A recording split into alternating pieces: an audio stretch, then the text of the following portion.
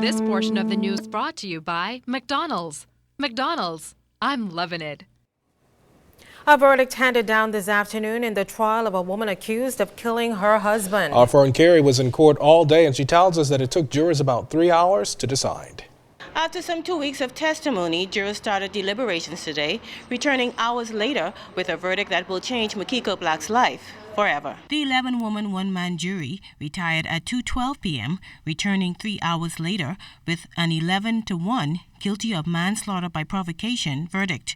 However, on the charge of murder, they all agreed that 25-year-old Black had not intentionally and unlawfully killed her husband, Defense Force Officer 27-year-old Leonardo Black, and was therefore not guilty.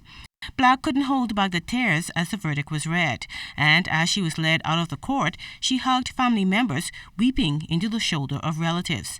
Outside court, there was deep disappointment from Black's family members.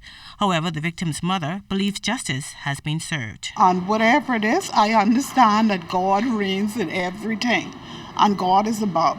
Sometimes in a court, I think they was talking about a different person, but at the end of the day, there's a God above. And whatever you do in life, you have to pay for it. That's all I have to say. Now, the defense has requested a probation report before Black is sentenced, and that will take about 6 weeks. Meantime, lead prosecutor Anthony Delaney had this to say about how much time Black may be facing.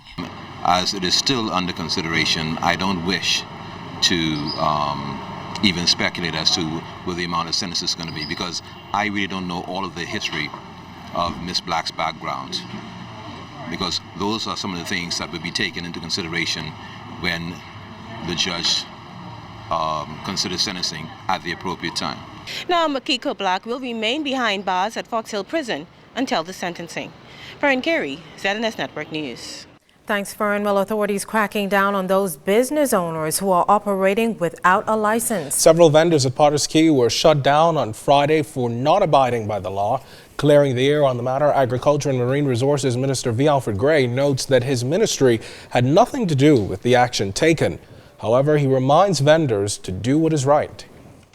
Of course, they have a right to close those which are not up to standard, because they're selling food to the public. And I expect that their standards would be in accordance with those that are expected. So they were closed for various reasons, none of which has to do with whether they paid their leases or not. Now, support staff at Anatole Rogers High School were up in arms this morning, claiming that they had not been paid for weeks, while Education Minister Jerome Fitzgerald admitted that this was the case and said that the matter is being addressed.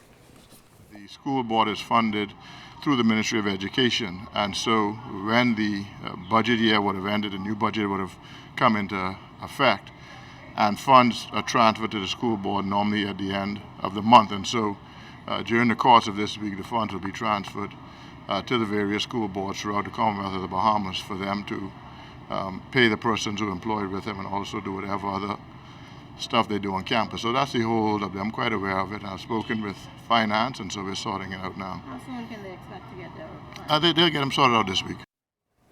A number of government officials, including the Deputy Prime Minister, the Honorable Philip Davis, toured the downtown store market today. Vendors have been complaining about the heat in the building, and those authorities got the opportunity to experience it for themselves. The tour comes just hours before vendors will be honored for long service. The Deputy Prime Minister told them that relief is on the way. We toured a straw market today to see the environments in which some of our honorees work, so they could describe to us from whence they have come to where they are now. And this is we are evolving. The whole industry has evolved, and we're attempting to make it more what I call user-friendly for the customers and for the straw vendors themselves. It's extremely hot, and as a result of that, the engineers have come up with a plan, and you see that they have already started installing the ceiling fans that will bring some relief to the heat, and also the way the market is displayed. I mean, the way the products are being advertised. Now, Acting Chairman of the Straw Market Authority, Kevin Simmons, talked about tomorrow's ceremony. He says vendors from New Providence and Grand Bahama will be honored. unfortunately, due to budgetary constraints, we could not have traversed the islands to include more persons in the straw industry. We have persons that being honored that would have received their first stall as far back as 1930.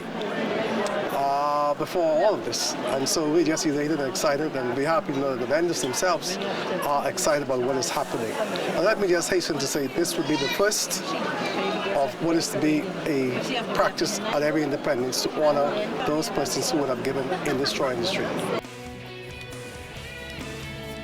Coming up in sports, we go back in time as 5 Bahamians received medals almost 13 years after the race.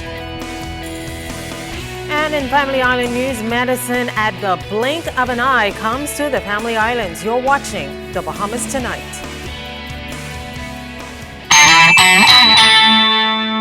This portion of the news was brought to you by McDonald's.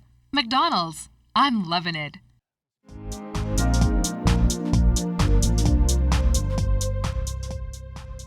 This is your Royal Fidelity Business News. I'm Andrew Knowles. Doctors Hospital President Barry Rassin says the hospital is ready to move with stem cell treatments. Mr. Rassin expressed hopes that procedures based on stem cell research will be able to make a huge difference in the lives of Bahamians, and that it could also be a significant contributor in the medical tourism field. Debate on stem cell research in the Bahamas ended abruptly yesterday following the suspension of the House until August 7th. That's when it's expected the debate will resume. The quarterly economic review issued by the central bank revealed that the government's deficit for the third quarter of the 2012-2013 fiscal year grew by 54%.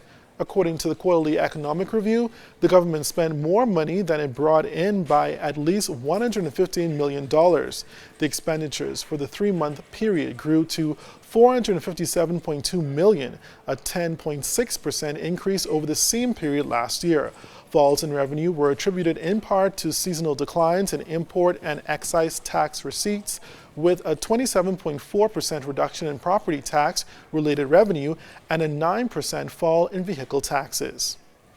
And in international business news, worldwide PC sales have dropped in the latest quarter as China's Lenovo has become a top PC maker in the world.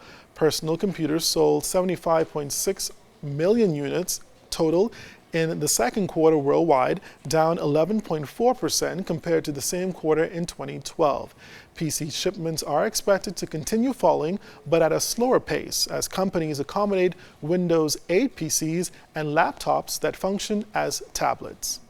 This has been your Royal Fidelity Business News. I'm Andrew Knowles.